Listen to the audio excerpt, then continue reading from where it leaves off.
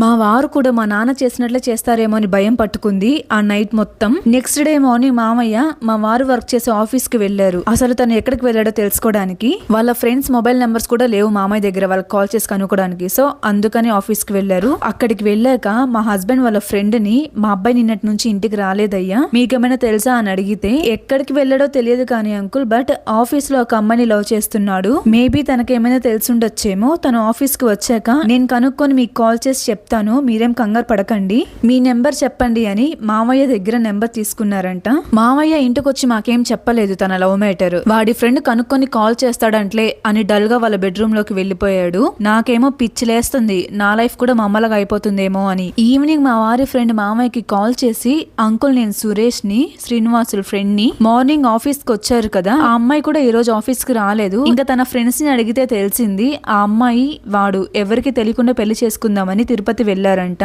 నాకు తెలిసి ఈ పాటికి పెళ్లి కూడా అయిపోయిండొచ్చు అని చెప్పాడు. ఇంకా అంతే, మా మామయ్య కోపంతో ఊగిపోతున్నారు. అత్తయ్య వెళ్లి ఏమైంది ఏమైంది అని అడుగుతుంటే మామయ్య అత్తయ్య చెంప మీద ఒక్కటిచ్చి, ఈ రోజుతో మన పరువు గంగలో కలిసిపోతుంది, ఒక కోడలు ఉండంగానే ఇంకొక కోడల్ని తీసుకురావడానికి పోయున్నాడు నీ కొడుకు, ఏం పెంపకమే నీది అని అత్తయ్యని తిడుతున్నారు.